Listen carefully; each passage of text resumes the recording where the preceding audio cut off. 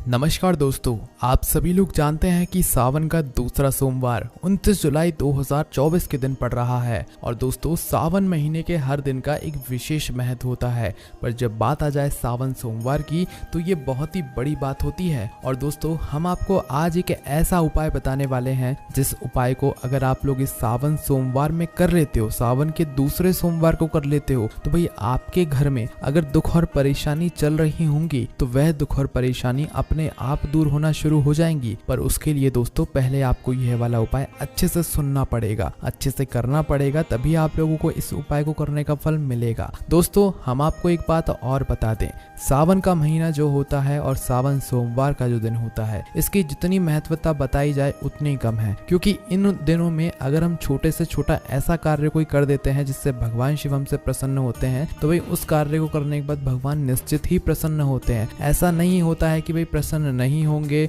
या नहीं होंगे, हमसे कुछ गलती हो गई उपाय में तो क्या होंगे या नहीं होंगे। तो अगर इस सावन के महीने में आपसे छोटी मोटी गलती हो भी जाती है, पर आपका भाव सही है, आपका मन सही है, आपका दिल साफ है, तो भगवान शिव आपकी जरूर सुनते हैं और वो आपको वो सब प्रदान करते हैं जो कि आपने उनसे मांगा हुआ है, या वो आपको इतना कुछ देते हैं जिसकी आपने कभी कल्पना भी नहीं करी हुई होती है। तो आखिर दोस्तों, सावन के दूसरे सोमवार को मतलब 29 जुलाई 2024 के दिन आपको ऐसा कौन सा उपाय करना है जिस उपाय को करने से आपकी दुख और परेशानी दूर हो जाएगी। तो दोस्तों, हम आपको यहाँ पर बता दें कि सावन का जो महीना है, इस सावन महीने के दूसरे सोमवार को आपको मिट्टी के शिवलिंग वाला उपाय जरूर करना है। दोस्तों, ये मिट्टी के शिवलिंग वाला जो उपाय है, ये आपको कहीं बाहर का जाकर करने की जरूरत नहीं है। ये आपको अपने ही घर में किसी भी गमले में या किसी भी वृक्ष के नीचे करना है। ठीक है, इस उपाय को करने के लिए आपको सावन के दूसरे सोमवार को सुबह सुबह जल्दी उठ जाना है, स्नान कर लेना है, शुद्ध वस्त्र पहन लेना है। उसके बाद में अपने घर में कोई ऐसा गमला देखना है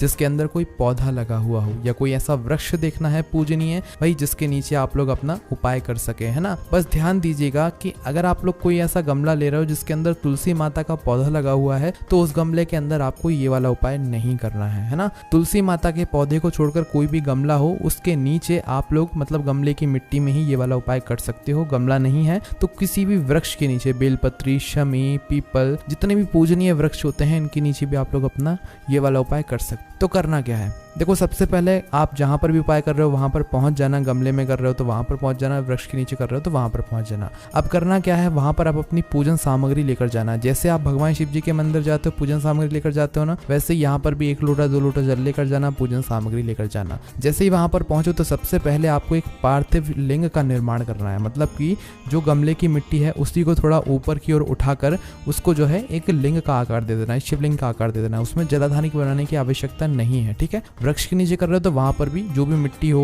उससे जो है थोड़ा सा एक छोटा सा शिवलिंग बना लीजिए। जैसे ही आपका वह शिवलिंग बन जाता है, भाई शिवलिंग बनने के बाद आप ये समझिए कि आपके सामने भगवान शिव जी विराजित हैं, उनका शिवलिंग विराजित है। अब आप इसकी पूजन अर्चना कीजिए। सबसे पहले आप उस पर जल चढ़ाइए, जो पंचामृत की सामग्री आप लेकर आए हैं वो चढ़ाइए। उसके बाद में वापस से जल चढ़ाइए। ठीक है, इसके बाद में दोस्तों, आप लोग जो भी सामग्री जैसे बेलपत्र, फूल, अबीर, गुलाल, चंदन वगैरह जो चढ़ाना चाहते हैं वो सारी चीजें चढ़ाइए। जैसे ही आपकी पूजन हो जाती है तो एक गोल बत्ती का शुद्ध देसी गाय के घी का दीपक भी आप लोगों को अपने साथ में जरूर लेकर आना है। आटे का हो, मिट्टी का, कोई दिक्कत वाली बात नहीं है, एक दीपक जरूर लेकर आना है। और पूजन करने के बाद आपको इस दीपक से उस पार्थिव शिवलिंग की आरती भी करना है। आरती गा सको तो अच्छी बात है, वरना आपको सादा आरती करके उस दीपक को वहां पर रख देना है। ठीक है, अब जब तक यह दीपक जलता है, जब तक आपको यहाँ पर कुछ भी नहीं करना है। दीपक रखने के बाद आपको भगवान से प्रार्थना करना है, भगवान हमारी ये मनोकामना है, आप हमारे ऊपर कृपा कीजिए और हमारी ये मनोकामना पूरी कीजिए, या हमारी ये दुख और परेशानी है, इस दुख और परेशानी से हमें छुटकारा दिलाइए, आपकी बड़ी कृपा होगी। ऐसा आपको भगवान से प्रार्थना करनी है, उनसे अपनी जो समस्या है वो बोलनी है। ठीक है, और जैसे ही आप लोग ये सारी बातें बोल देते हो, उसके बाद में वहीं पर भगवान को धूप देकर आप अपने बाकी के काम को कर सकते हो। ठीक है,